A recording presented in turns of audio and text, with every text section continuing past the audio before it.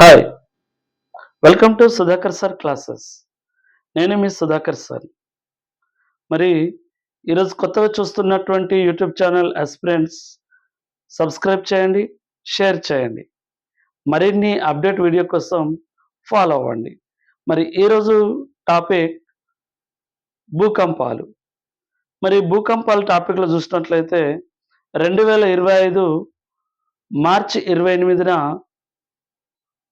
మయన్మార్‌లో వచ్చినటువంటి భూకంపం.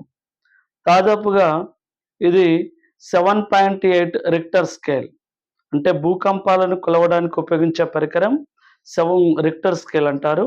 ఈ రిక్టర్ స్కేల్ పైన 7.8గా నమోదైంది.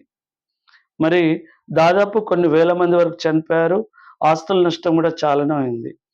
మరి ఇలాంటి సందర్భంలో భారతదేశానికి సరిహద్దుగా ఉన్నటువంటి దేశాల్లో మరి సహాయం కోసం భారతదేశం ఒక పెద్దన్న దేశంగా వ్యవహరిస్తుంది. సో, మయన్మార్ భూకంప బాధితుల కోసం భారతదేశం అందిస్తున్నటువంటి సాయం పేరు ఆపరేషన్ బ్రహ్మ. అలాగే 2023 ఫిబ్రవరిలో టర్కీలో భూకంపం వచ్చింది. ఇది గూడా రిక్టర్ స్కేల్ పైన 7.8గా నమోదైంది.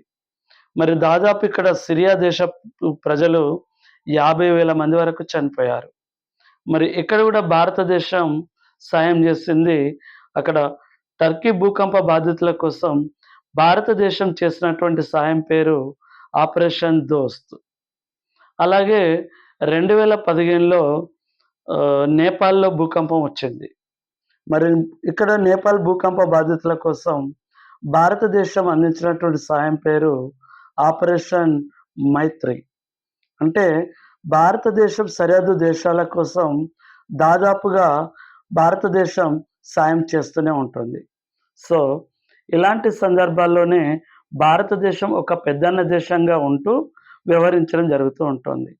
ఇలాంటి వాటిలప్పుడే ఇలా సహాయార్థంకి ఆపరేషన్‌లు పేరు పెట్టడం జరుగుతూ ఉంటుంది. సో, ఇదండి. మరిన్ని వీడియోస్ కోసం యూట్యూబ్ ఛానల్‌ని సబ్స్క్రైబ్ చేయండి. మీ నుంచి కోరుకునేది ఇదొకటే. సో, మరి మళ్ళీ రేపటి వీడియోతోటి కలుద్దాం. మరి రేపటి దానికోసం ఒక క్వెషన్ చూడండి. భారతదేశంలో మొత్తం 58 టైగర్ జోన్‌లున్నవి. 58 టైగర్ రిజర్వ్ ఉంది. 58వ టైగర్ రిజర్వ్ పేరు ఏమిటి? సో, తెలిసిన వాళ్ళు కామెంట్ సెక్షన్‌లో పెట్టండి. సో, దీనికి ఆన్సర్ రేపు సాయంత్రం ఇదే మన యూట్యూబ్ ఛానల్‌లో కలుసుకుందాం. Thank you.